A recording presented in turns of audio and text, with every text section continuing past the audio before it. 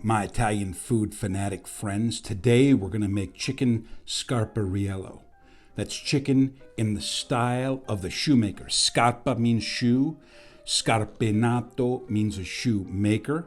So essentially it's chicken shoemaker style. Kind of like cacciatora is chicken cacciatora, or pollo alla cacciatora is a hunter's style chicken. This is a shoemaker style chicken. Now, truth be told, it's an American Italian dish. It's not an Italian dish at all.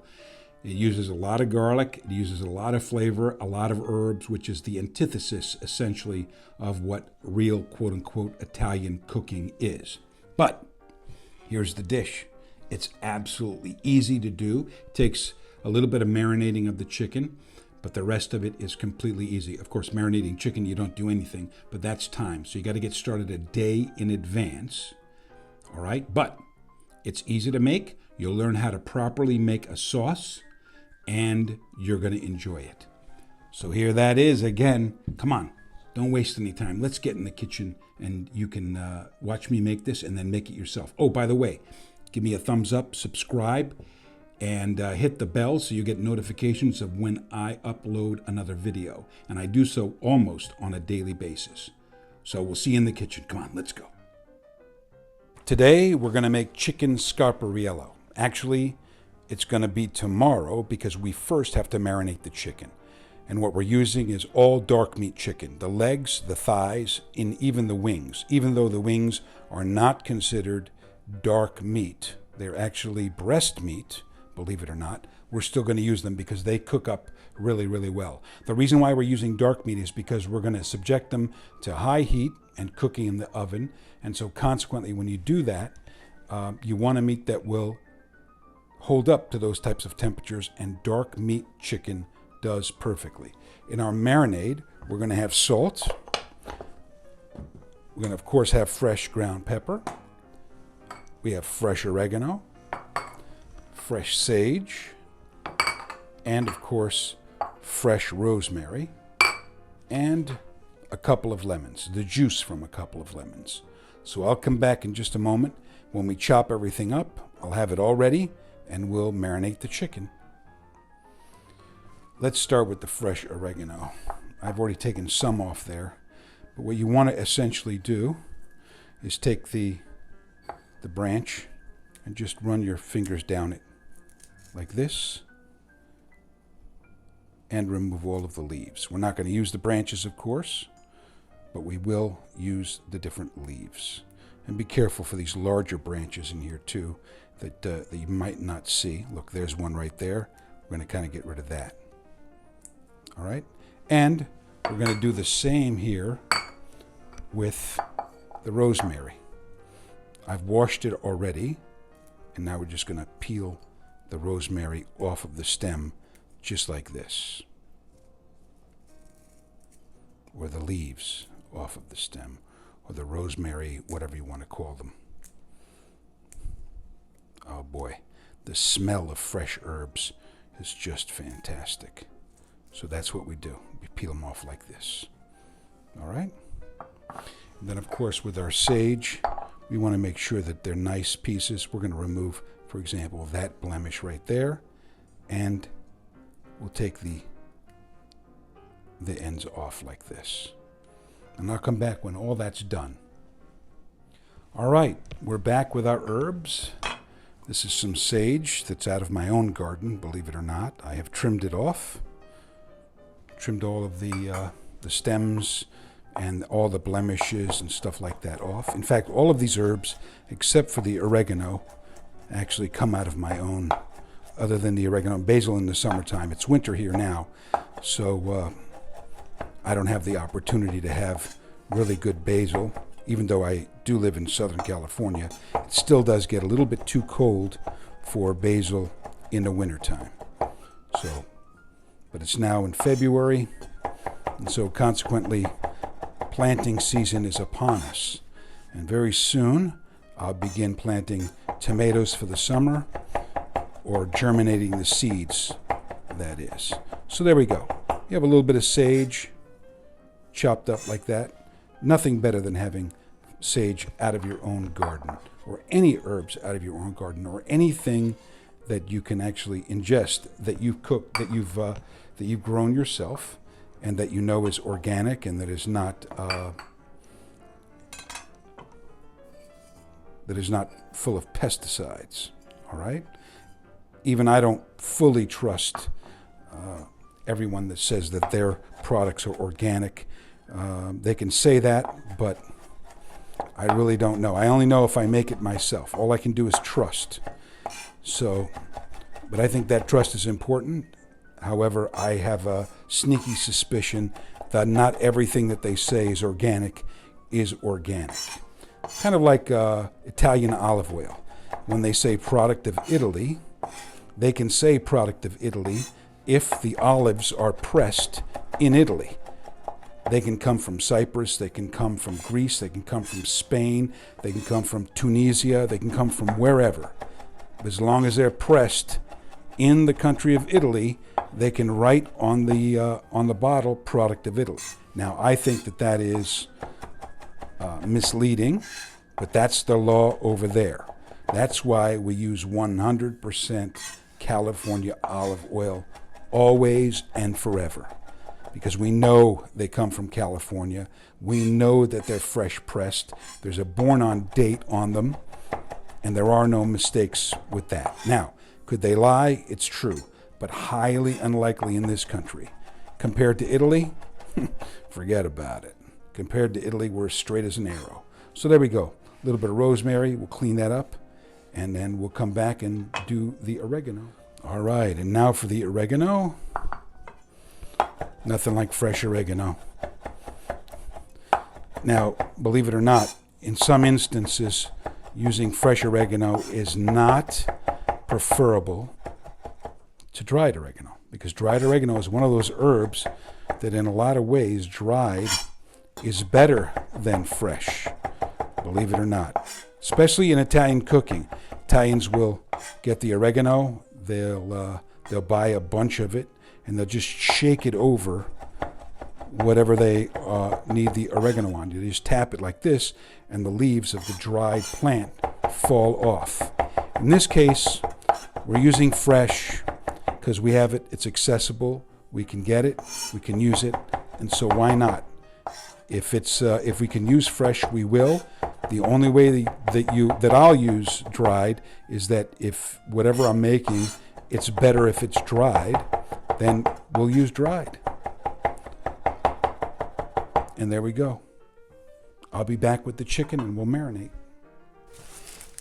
Okay, we're back with the chicken. I have 2 chickens here, of which we're going to use the legs and the thighs and the wings for our Scarpariello.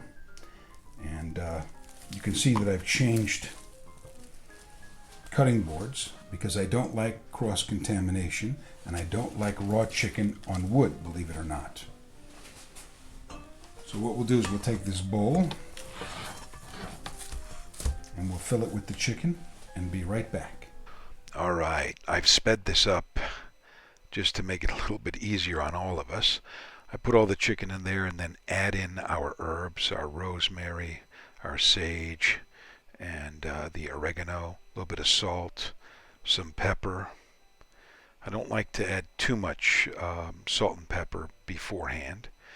And of course the juice of the 2 lemons. I just do it by hand. You don't need to have any special equipment. You don't worry about seeds getting in there or anything like that. It's going to be just fine. And then of course we're going to mix it up really, really well. I can't stress enough how important it is to fully coat all of the meat. And as you can see, and this is at 4x speed, I'm really mixing it up well. And notice that I'm only using one hand because of cross-contamination. I'm going to go wash the hand and then I come back and with everything clean, I touch the plastic wrap it up, and we put it in the fridge for 24 hours. Okay, so we're going to make chicken Scarpariello. We've had our chicken marinating overnight, and now we have to make the sauce. So for the sauce, We're going to need butter. I suggest you use organic, unsalted butter, or sweet butter, what it's known as. We have some garlic, shallots, fresh oregano, fresh rosemary, fresh sage, and a dry white wine. I tend to like using Chardonnay. So now, instead of boring you with all of the chopping details, what I'm going to do is just show you a little bit about how this is done. This is the same as except for the garlic, this is almost, and the wine, this is the same stuff that we used for the marinade, except in this case, we are going to chop up quite a bit more garlic. This is an American Italian dish. Scarpa means shoe, or a scarpinato is a shoemaker. And this is Scarpariello, and kind of like cacciatora, it is in the style of the shoemaker. Now, I don't know how it got its name or anything like that, but we know that this is definitely, by virtue of the amount of garlic, we know this is definitely not an Italian dish. It's an American Italian dish. So I'm going to chop these things up, and we'll come back when that's done.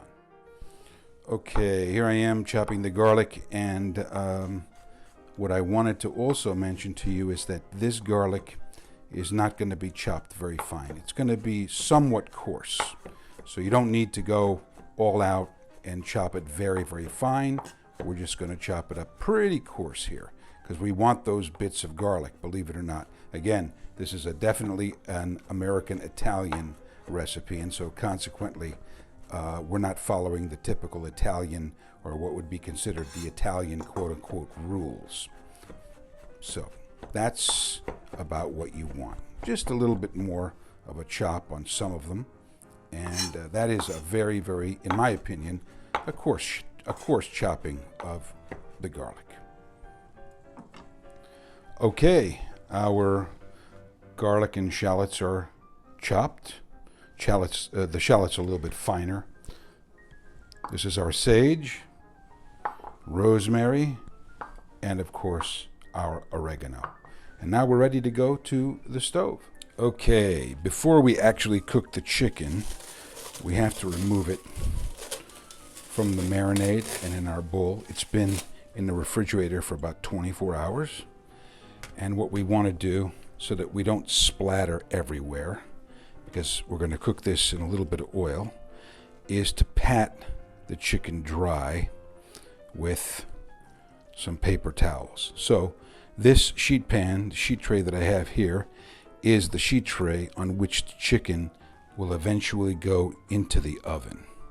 So what I've done to save you a lot of time and heartache is put the paper towels right on the same pan that's going to go back into the oven. So we're not going to need to sanitize this, but we discard the marinade, and that marinade has to be, that bowl has to be sanitized. So I'll come back when we're going to pat this dry. Okay, we're back. Now we're going to take a paper towel and put it on top of the chicken just like this, and essentially wipe off or dry off or blot any sort of excess moisture on the outside of the chicken. Because if we don't do that, when the chicken goes into the oil, we're going to get an explosion, because water and oil don't really like one another. So there we go. It doesn't have to be so thorough, but that's pretty thorough. Look, that's pretty dried. And that's not going to cause a big problem. Remember, you have to be sanitary with these things too, and get rid of them. All right, we're going to cook next. And so we have our skillet on the fire. I have the flame up about as high as it can go, and we are going to add some olive oil. In this case, I'm not going to use extra virgin olive oil. I'm going to use a regular olive oil. But it is California olive oil, that's for sure. About a half a cup, maybe a little bit more. And now we'll wait for the oil to come to temperature, and then we will cook. Okay, now our oil has come to temperature, and we're going to start in frying the smaller pieces first, not overcrowding the pan. I have larger pans, but I'm doing this in a small pan just to show you that you don't need to overcrowd the pan. That's going to be enough. We don't want the temperature of the oil to go down so far that it's very difficult for it to come back up. You see that? Did you see it spit a little bit? That's what you're going to get. You have to be very, very careful. So we'll come back when these are fully browned. All right, now that our chicken has been browned on both sides, it will now go into a preheated 400-degree oven for about 10 to 15 minutes until the chicken is fully cooked. During that time, we will turn our attention to making the sauce. Okay, here we have our saute pan. The chicken has been removed, of course, and I have poured out the oil. And we are now left with a lot of fond on the bottom. Now, you might think that this is a bad thing, but in reality, what you're seeing there is flavor, and that will become a part of the sauce as we move forward. So we'll turn on the heat, and we'll add some butter, because butter is always delicious. And we'll wait for that to melt a little bit. Oh, there's a little paper still left on there. And we'll also add in our garlic and shallots as well. You don't actually have to wait for the butter to melt in order to do this. But as the butter melts, we will cook the garlic and shallots. I have it on a high flame right now, but we're going to turn it to a medium flame, and we're going to slowly cook them. We don't want them to burn, but we do want them to brown slightly. All right?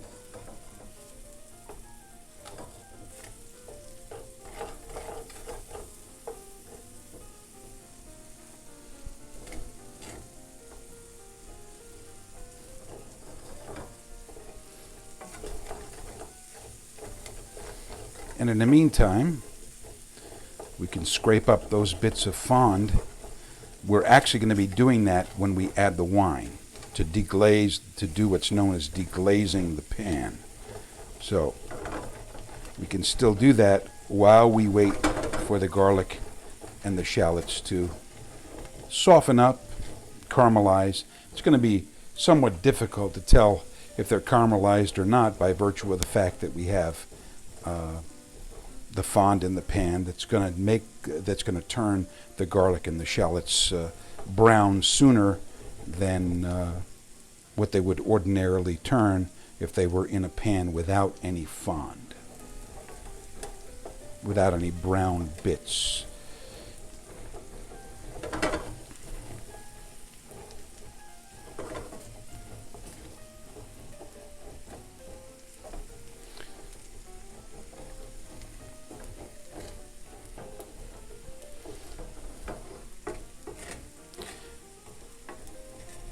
Now, typically, you wouldn't cook garlic for this long, but in this case, we want them to brown a little bit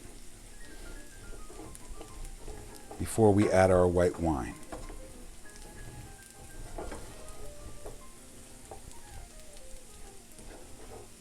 So, here we go. It's been a little while. It's been about a minute.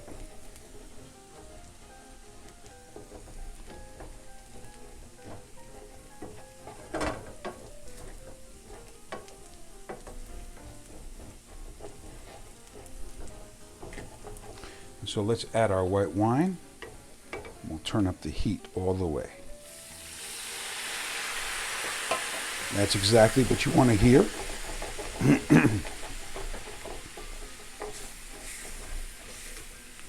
And as the wine comes to a boil, we are going to use the wooden spoon to scrape up as much of that fond on the bottom of the pan as we possibly can. Okay.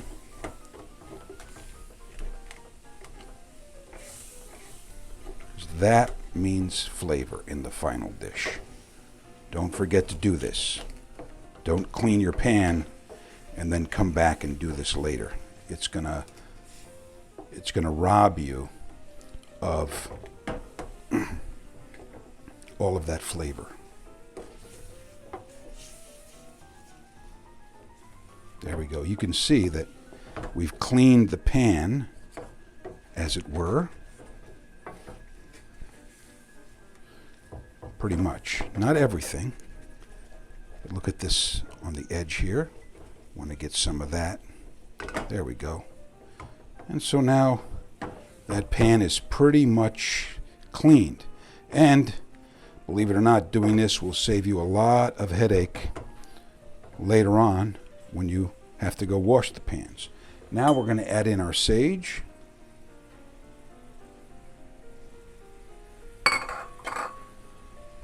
Our rosemary.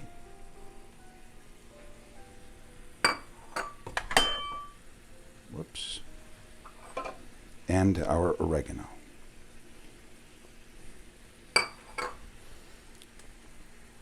I'm going to move this over a little bit. There we go. And continue to cook. Put this on a lower heat. So that's our sauce. We're not done just yet. That's reduced down. We're going to add in a little bit more butter.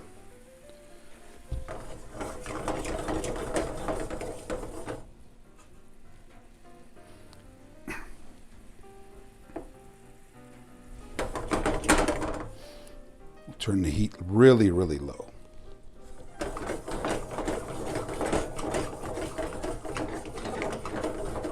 In fact, I'm going to turn it off. And what this is doing is known as monter à beurre, which means to finish it with butter. The heat has to be off or in a very, very low simmer, off preferably, so that the butter can melt and make the sauce very, very glossy and homogenized. Next, and the final thing, is we are going to squeeze in some lemon juice.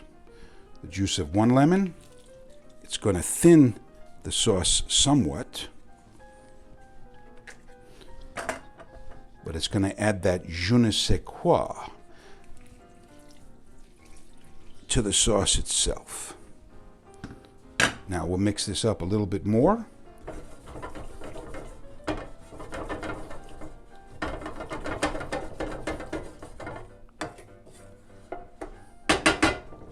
And adjust for seasoning. This is where you have to taste in order to ensure that it is good. Now, we're going to need some salt for sure.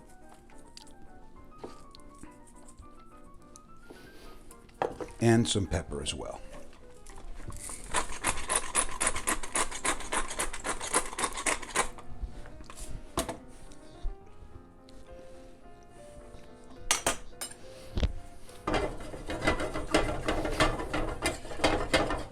Taste again. Now that's perfect. We'll be back when we're going to pour this over the chicken. All right, here we go. The chicken has just come out of the oven, and as you can see, it's fully cooked, and now we'll plate it up. All right. That looks delicious. If we take some sauce and put it on top,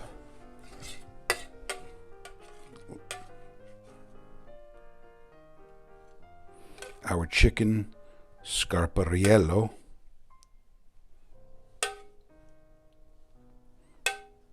is done. Now all that's left to do is to taste it. So let's do that. All right, my Italian food fanatics. Here we are. Chicken Scarpariello. It is absolutely looking marvelous. Let's give it a little bit of a taste here. I made this with all dark meat because dark meat and breast meat cooks at different rates. And you can't really overcook dark meat. Not that we would overcook it, but the breast is going to be done before the dark meat. So if you're going to make a dish like this, I suggest you choose one or the other so that there's no mix-ups. Here we go. Oh, God. That is so good. You get the garlic in there. You get the herb. You get the lemon juice. Oh. The rosemary comes through. Man. Oh, you got to try this. This is really fantastic. Now, it's not traditional Italian. It's not actually Italian, but it's American Italian. And sometimes, for our palate, taste buds, that is, it could be better.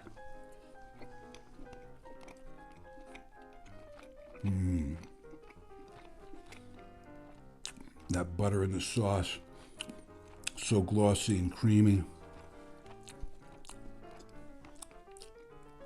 Please like and subscribe. Hit the thumbs up button. Hit the bell button. And I don't know why you are still watching me eat this. You should be in the kitchen making this yourself. As always, all the amounts and the recipe and everything is on my website, gsargenti.com. You can see it here on the screen. And I hope that you do go into the kitchen, and I hope that you do make this because it is absolutely out of this world delicious. Now come on, get in the kitchen and make it yourself. I'll see you soon.